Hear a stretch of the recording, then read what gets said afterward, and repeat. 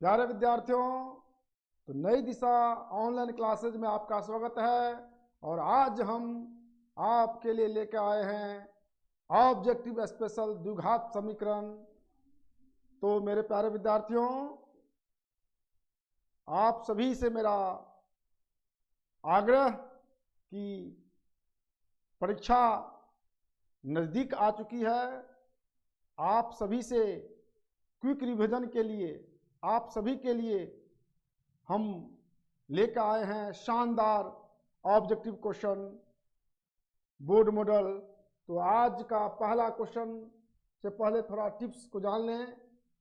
द्विघात समीकरण का व्यापक रूप ax² plus bx plus c बराबर 0 होता है, जहां x² का गुणांक a कहलाता है विद्यार्थियों, x का गुणांक b कहलाता है तथा अचर पद c कहलाता है। शून्य होने पर द्विघात समीकरण यानी कि x² का गुणांक शून्य होने पर द्विघात समीकरण एक चर वाले रैखिक समीकरण में परिवर्तित हो जाता है। इसलिए a का मान कभी भी शून्य नहीं होना चाहिए। शून्य होने पर वे द्विघात समीकरण नहीं रहेंगे, इसलिए इस बात का आपको ध्यान रखना चाहिए। चलिए हम नेक्स्ट सवाल पर चलते हैं। समीकरण द्विघात समीकरण 2x² प्लस 5x माइनस 12 बराबर 0 का एक मूल इसमें से कौन होगा? तो सबसे पहले इनको हम निकाल ही ले। चलिए हल करते हैं।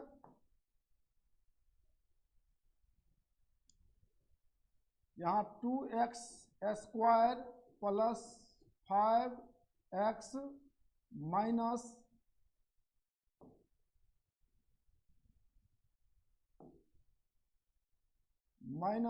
12 बराबर 0।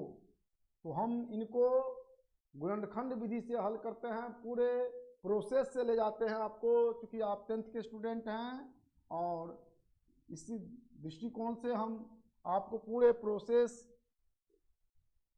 से सवाल बताने जा रहे हैं। ये गुणनखंड विधि से इसको हम हल करेंगे। तो 2x², अब देखिए 12 दूनी कितना हुआ? 24। 24 को ऐसे भागों में बांटना है, डिवाइड करना है कि गुना करने के बाद -24x² हो जाए और योगफल अंतरफल करने पर 5x हो जाए। तो यहाँ देखिए 12 दूना 24, तो 8 त्रिक कितना होता है? जैसे देख लीजिए आप, यहाँ -12 को 2x² से जब गुना करेंगे तो कितना हुआ? -24x²। तो 24 को कैसे डिवाइड करना है? 8 गुने 3 कर दीजिए, अर्थात 8x और 3x। तो प्लस इसको रखेंगे, माइनस इसको रखेंगे, तो प्लस माइनस कितना हो जाएगा? -24 होंगे। और गुना करेंगे तो यदि माइनस को और प्लस को, तो 8 3 24 -24x² होंगे। तो इनको ध्यान रखिएगा। 8 plus x² minus 3x² minus 12 बराबर 0। ये गुणनखंड विधि है।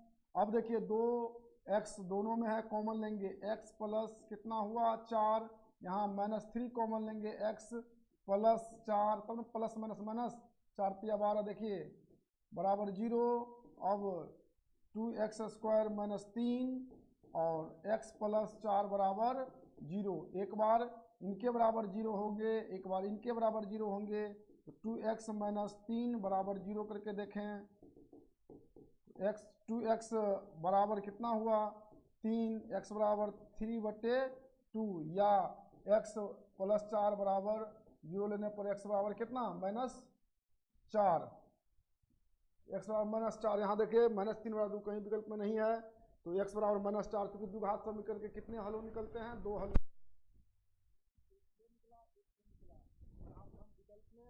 -4 है सी नंबर ऑप्शन, तो हम सी को ऑप्शन को मार देंगे। चलिए नेक्स्ट पे चलते हैं। आप इनको एक बार ससरी निगाह से देख लीजिए। ये आपको रफ वर्क हुआ समझने के लिए आपको।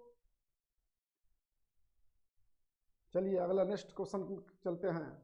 आप यहाँ देखिए समीकरण इतना का विवेचक क्या होगा कह रहा है। देखिए हम बता देते हैं कि विवेचक यहाँ देखिए सबसे पहले 3√3x² प्लस 10x प्लस √3 बराबर 0 में हमको क्या पूछ रहे हैं,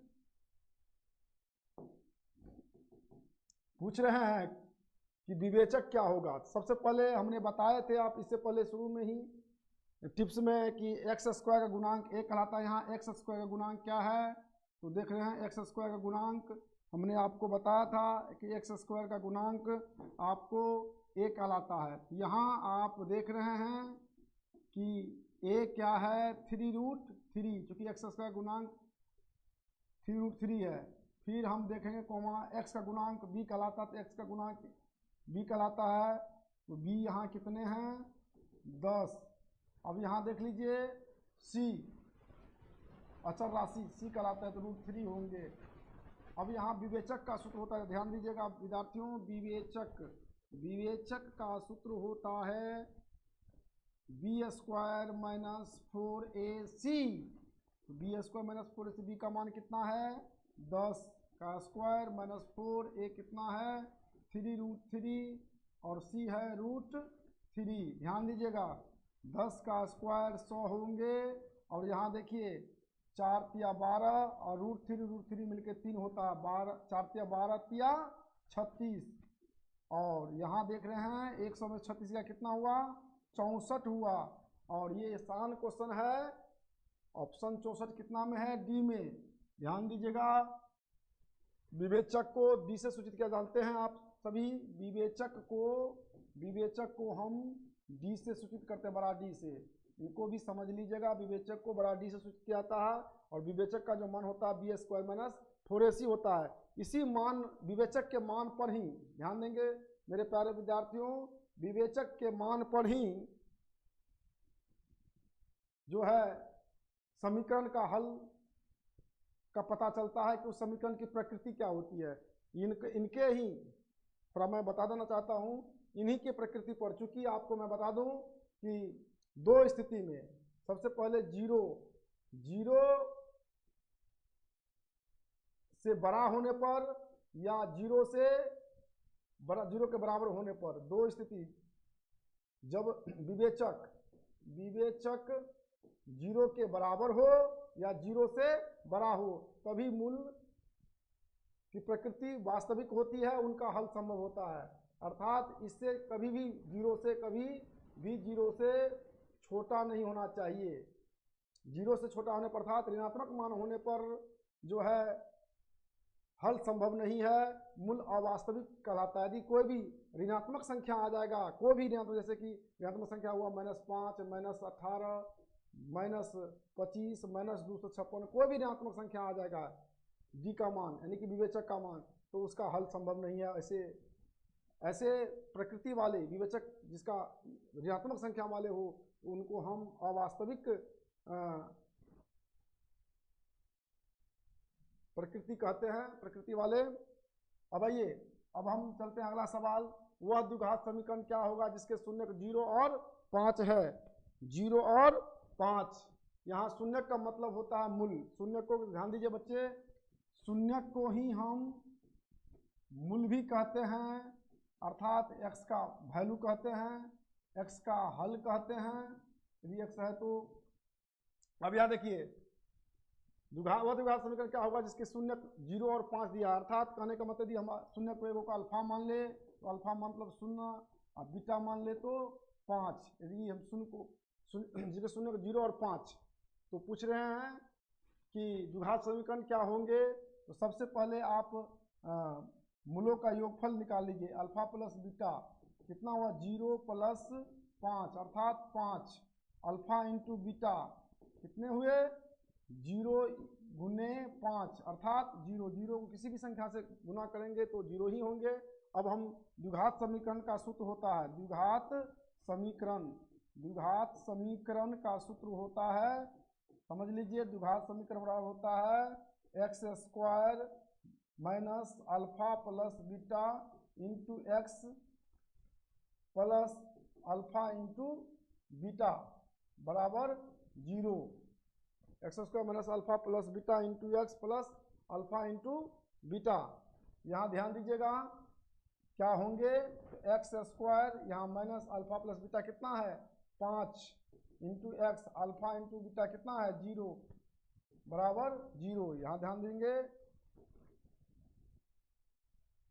अब एक्स स्क्वायर माइनस 5x और 5x में 0 तो 0 ही 5x ही होंगे, इसलिए इसको एक्स स्क्वायर माइनस 5x बराबर 0। इसमें किस में है, सरसरी निगाह से देख लिया जाए, ए नंबर ऑप्शन में है, इनका आंसर होगा ए।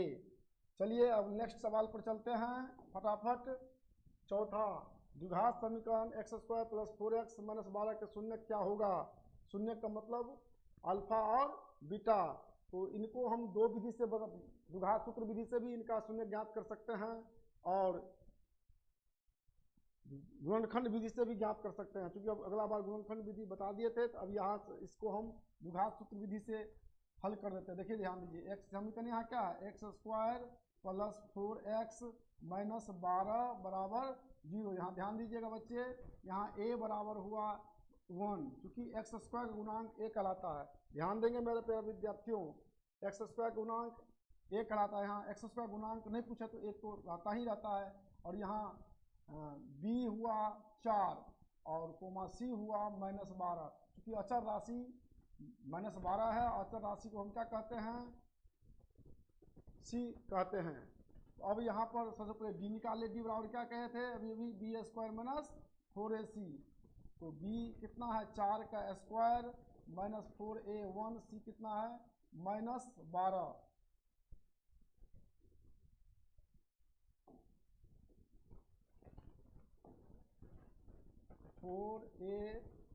माइनस 12, 4 चौका 16 माइनस माइनस प्लस 12 चौके 48,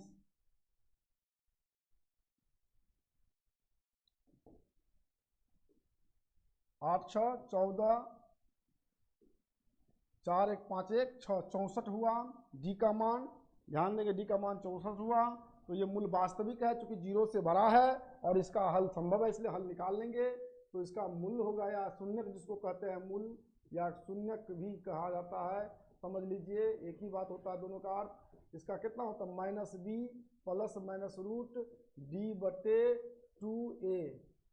ध्यान देंगे माइनस बी, यहाँ पर माइनस तो है ही, बी कितना है 4 प्लस माइनस रूट डी कितना हुआ 64 बटे 2a कितना है 1। तो माइनस 4 प्लस माइनस 64 का वर्गमूल जो होगा, ध्यान दीजिए 64 का वर्गमूल कितना होंगे 8। और यहाँ देखिए 2 1 2। अब देखिए यहाँ से एक बार प्लस की क्रिया होगी, एक बार माइनस की क्रिया होगी। तो जो एक बार हम अल्फा मान लेते हैं, माइनस 4 प्लस 8 बटे 2, तो कितना हुए 4, 8 में से 4 गया तो कितना 4 बटे 2, 2 दूना 4, अर्थात अल्फा बराबर 2 हुए। और बीटा भी निकाल लेते हैं, तो कितने हुए माइनस 4 माइनस 8 बटे 2, माइनस 4 माइनस 8 कितना हुआ माइनस 10 बटे 2, 2 पंचे 10, अर्थात बीटा बराबर माइनस 5। ध्यान देंगे।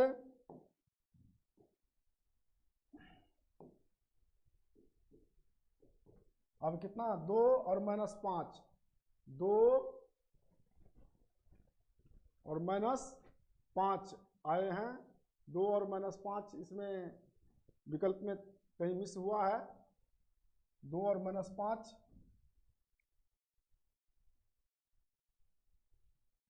ये आएंगे, इसमें माइनस जो है छूट गए होंगे। चलिए अगला क्वेश्चन करते हैं नेक्स्ट, और इसको हम दूसरा गुणनखंड विधि से भी बनाकर दिखा देते हैं आपको। इसी सवाल को देख लीजिए, गुणनखंड विधि से बनाएंगे तब कैसे बनाएंगे, ध्यान दीजिएगा विद्यार्थियों।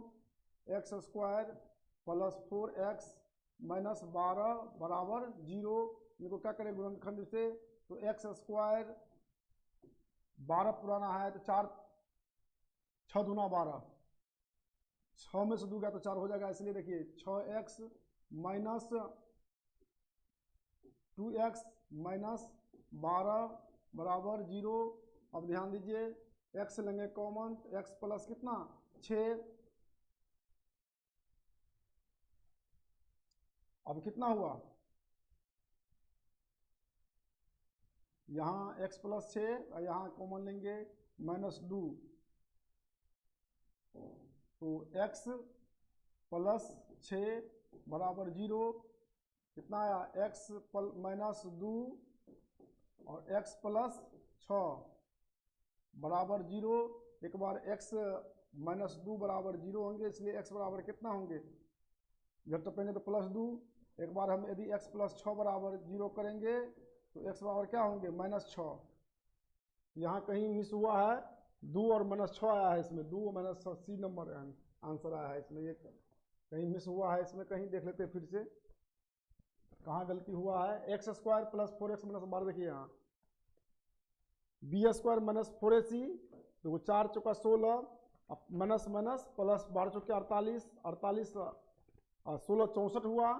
यहाँ देखिए तो -b प्लस माइनस √2/2 होता है, तो -b कितना हुआ 4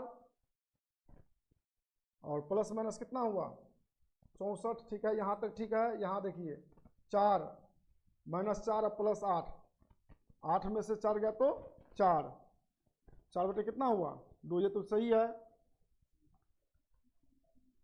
देखिए यहाँ पर कहाँ गलती कर दी, थोड़ा सराहन गलती हुआ, देखिए यहाँ कहाँ गलती हुआ, -8 और -4 कितना हुआ -12, यही बड़का मिस्टेक हुआ, यहाँ इरेजर कर लेते हैं।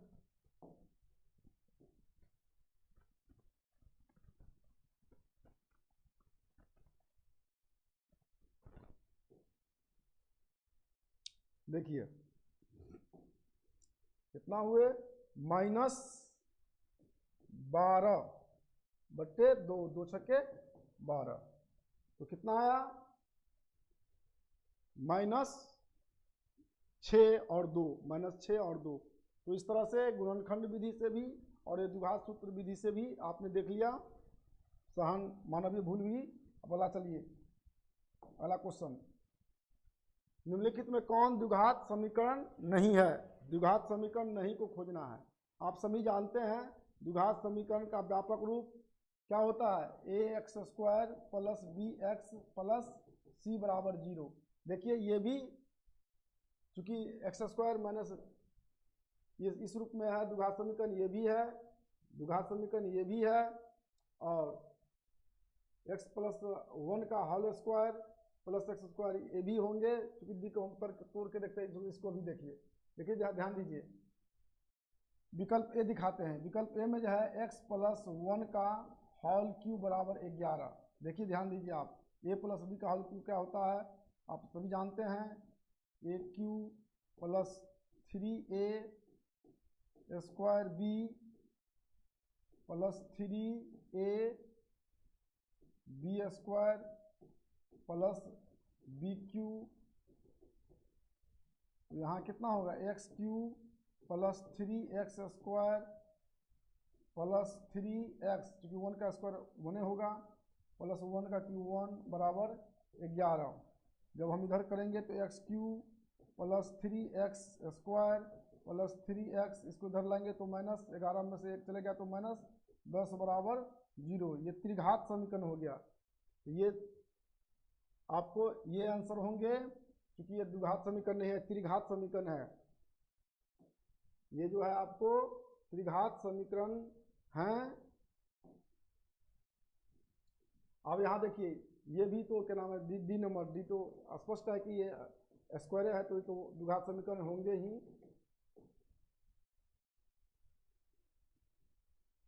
देखिए करके देखिए, A square plus 2ab plus b plus X square बराबर 0 कर सकते हैं। कितना हुआ X square plus X square कितना हो जाएगा 2x square plus 2x plus 1 बराबर 0। तो ये भी द्विघात समीकरण है, चूंकि ax square plus bx plus c के फॉर्म पर है, तो इसमें द्विघात समीकरण कौन नहीं होगा, 1 नंबर ए नंबर। चलिए अगला सवाल चलते हैं फटाक से। चलिए द्विघात समीकरण का आलेख क्या होता है, कई बार क्वेश्चन आया हुआ है। द्विघात समीकरण का जो आलेख होता है वो परवलयकार होता है, ऐसा परवलयकार। द्विघात समीकरण का जो आलेख होता है परवलयकार होता है। न वृत्तीय होता है न एक रैखिक होता है, क्या होता है, प्रबलयकार। ये क्वेश्चन आता है, आप इनको बना लीजिएगा, बहुत अच्छा क्वेश्चन है, VBI क्वेश्चन है। चलिए अगला नेक्स्ट पे चलते हैं। के किस मान के लिए द्विघात समीकरण 9x² + 3kx + 4 = 0 का मूल समान होगा? मूल वास्तविक और समान। ध्यान दीजिए, अब यहाँ देखिए a कितना हुआ 9, b कितना हुआ 3k, c कितना हुआ 4। तो मूल वास्तविक और समान का जो होता है, मूल वास्तविक और समान का जो सूत्र होता है वो होता है b² - 4ac = 0। यहाँ b² का मान कितना है 3k, b का मान 3² कर दीजिए -4, a का मान है कितना 9 और c का मान है 4 बराबर 0। 3k कितना हुआ 9k² माइनस 4 चौका 16 नमन 44 बराबर 0। ध्यान देंगे, अब यहाँ आएंगे तो यहाँ देखिए जब हम 9k² करेंगे तो इधर आएगा तो 144 आएंगे। अब k² बराबर 144/9 होंगे। यदि k करेंगे तो k आप रूट कितना हो जाएंगे 144/9। 144 और बटे 9 का क्या हो जाएगा प्लस माइनस 144 का 12 और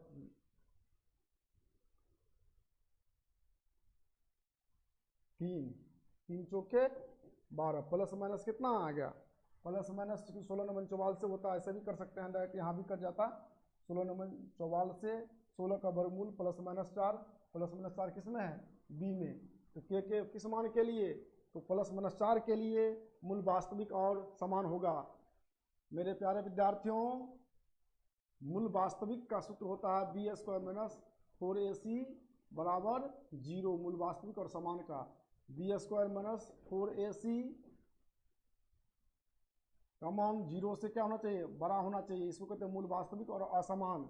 जब 0 से बड़ा होता है b² का मान तो मूल वास्तविक और असमान कहलाता है। ये हुआ असमान, वास्तविक तो हुआ ही लेकिन असमान हुआ, ये क्या हुआ समान। और जब 0 से छोटा होता है b² - 4ac 0 बड़ा हो जाता है, ये अवास्तविक कहलाता है। अवास्तविक यानी कि मूल जो है अस्तित्व में नहीं होता है। ये 3 कंडीशन होते हैं। पहला कंडीशन ये भी देख लीजिए, ये अवास्तविक का है, ये असमान का है, ये समान का है। ये काफ़ी आते रहते हैं, दिमाग में रख लीजिएगा, बहुत अच्छा क्वेश्चन है। अब नेक्स्ट पे चलते हैं हम। अगला सवाल फटाक से करते हैं। द्विघात समीकरण से 2 4 5 तक भी ऑब्जेक्टिव आते रहते हैं। चलिए, द्विघात समीकरण x² + x + 5 = 0 के मूलों की प्रकृति क्या है, इसको हम जांचना है हमको। तो यहाँ देखिए, सबसे पहले x² गुणांक क्या है, x² का जो गुणांक है वो एक कहलाता है। x² गुणांक a बराबर कितना हुआ 1, b बराबर हुआ 1, क्योंकि c बराबर कितना हुआ 5। हमने अभी बताया था आपको शुरू में ही कि x² गुणांक a कहलाता है, x का गुणांक b कहलाता है और अचर राशि c कहलाता है। तो जब x² का जो है गुणांक नहीं कुछ रहे तो एक तो सब में समाया हुआ है, यानी कि एक में सब में समाया हुआ है। तो जब ना रहे तो एक तो रहेगा ही रहेगा, इसलिए a का भी 1, b का भी मान 1 और अचर राशि को दिया हुआ है 5। तो अब मूल की प्रकृति जांचने के लिए कहता है। तो हम सबसे पहले d निकाल के देख ले, क्योंकि d बराबर होता है b² - 4ac। तो b कितना है 1 का स्क्वायर करते हैं, 4a कितना है 1 है, c कितना है 5 है, 1 का स्क्वायर 1 होगा और 4 5 20, तो -19 हुआ। तो -19 आ गया ऋणात्मक मान। हमने बताया था कि जब माइनस में मान आ जाएगा यहाँ पर d का मान, हमने बताया था d का मान जब कोई ऋणात्मक संख्या हो, कोई ऋणात्मक संख्या हो तो वह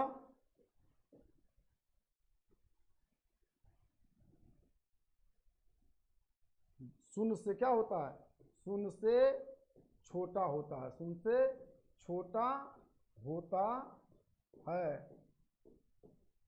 और वह अवास्तविक होता है, अवास्तविक यानी कि अवास्तविक होता है, उनका हल संभव नहीं है। इसका हल ज्ञात करना आता, मूल ज्ञात करना संभव नहीं है, करना संभव नहीं होता है। इसको समझ लीजिए। जब ये माइनस में मान आ जाए, ध्यान दीजिएगा, जब ये माइनस में मान आ जाए तो अवास्तविक। क्या नंबर होगा? सी। बहुत अच्छा क्वेश्चन है, इनको आप देख लीजिए। मूलों की प्रकृति पर जरूरी नहीं कि यही सवाल रहेंगे, इस आधार पर रहेंगे मेरे प्यारे विद्यार्थियों। इस प्रकार का जब भी रहे तो डी निकाल करके ही 3 कंडीशन होते हैं, 0 से बड़ा, 0 के बराबर और 0 से छोटा। याद रहेगा? हमने क्या कहा? 0 से बड़ा, 0 से, यानी कि 0 से बड़ा, 0 के बराबर, 0 से छोटा। ये 3 कंडीशन होता है। 1 2 3 कंडीशन। 0 से बड़ा, 0 के बराबर, 0 से छोटा। जब ये 0 से छोटा हो जाएगा तो अवास्तविक कहलाएगा, 0 के बराबर हो गया तो समान कहलाएगा। वास्तविक, ये दोनों तो ये भी वास्तविक, ये भी वास्तविक, लेकिन एक वास्तविक समान कहलाएगा, एक वास्तविक और समान कहलाएगा। तो मेरे प्यारे विद्यार्थियों, इनको आप देख लीजिए, उतार लीजिएगा सरसर निगाह से आप लोग। चलिए अगला क्वेश्चन हम करते हैं। अगला नंबर द्विघात समीकरण y square minus plus y minus 18 के मूल होंगे। ये भी बहुत आसान क्वेश्चन है। y square plus y minus 18 बराबर 0 के मूल होंगे। अब मूल निकालना है तो यहाँ पर आप गुणनखंड विधि से भी निकाल सकते हैं। y स्क्वायर 9 दूना 18, 6 18, और यहाँ पुराना है 6, y square plus y minus 18 के मूल होंगे। तो इनका मूल जो है देख रहे हैं कि समान विधि से नहीं निकलता है, तो आप हम एथी पर निकाल लीजिए। क्या करते हैं उसको द्विघात सूत्र विधि से। तो a कितना हुआ? 1 हुआ, b कितना हुआ? 1 हुआ, c कितना हुआ? माइनस 18 हुआ। यहाँ देख लीजिए b बराबर होता है b स्क्वायर माइनस 4ac। तो b हुआ 1 का स्क्वायर माइनस 4a है 1, c है माइनस 18। तो 1 और माइनस माइनस प्लस 18 या 18 चौका 72, अर्थात 73 हुआ। तो मूल वास्तविक है, मूल वास्तविक है।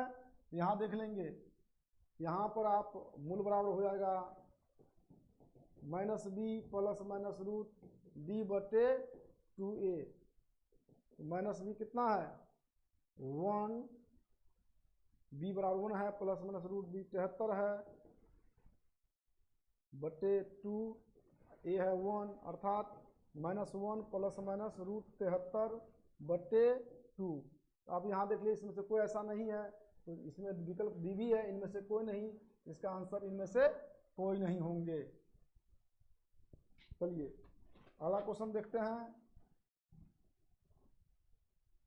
यदि अल्फा और बीटा द्विघात समीकरण के मूल हो तो द्विघात समीकरण x square plus x minus 2 हो तो द्विघात समीकरण x square plus x minus 2 हो तो 1 बटे अल्फा प्लस 1 बटे बीटा का मान ज्ञात करने के लिए कह रहा है। देख लीजिए यहाँ पर x square plus x minus 2 बराबर 0 है। यहाँ a कितना हुआ? 1, b भी हो गया 1, c हुआ -2। सबसे पहले हम अल्फा प्लस बीटा ज्ञात कर लेते हैं। अल्फा बीटा क्या था? माइनस बी बाय ए। तो माइनस बी कितना हुआ? -1, ए कितना है? 1, अर्थात -1। नीचे एक का लेखा जोखा नहीं होता, अल्फा इंटू बीटा, सी बाय ए। तो -2 बटे 1 -2। तो निकालना क्या है? आप जानते हैं व्युत्क्रमों का योग, मूलों के व्युत्क्रमों का योग, अर्थात 1 बटे अल्फा प्लस 1 बटे बीटा। भिन्न जोड़ करेंगे तो यहाँ पर अल्फा इंटू बीटा होगा, और फिर बीटा प्लस अल्फा, अर्थात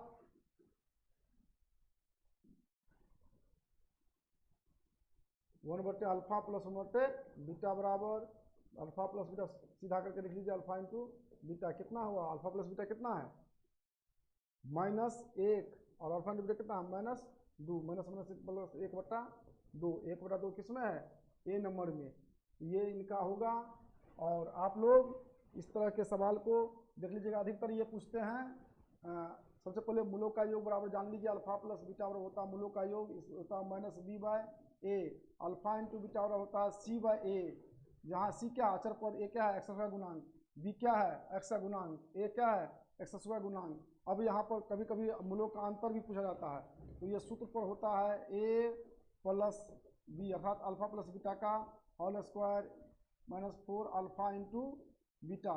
ये भी काफ़ी पूछे जाते हैं, मूलों का अंतर निकालने के लिए रहेंगे तो आप आराम से निकाल देंगे।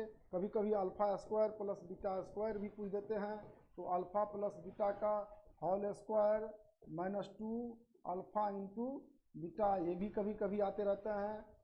तो ऑब्जेक्टिव में कभी मूलों का अंतर निकाल के कह देंगे, कभी ये भी कह देंगे, कभी alpha plus beta cube, alpha cube plus beta cube भी निकालने के लिए कह देंगे, अल्फा प्लस बीटा का whole cube minus 3 alpha into beta plus alpha plus beta, कभी कभी ये भी निकालने के लिए कहते रहते हैं।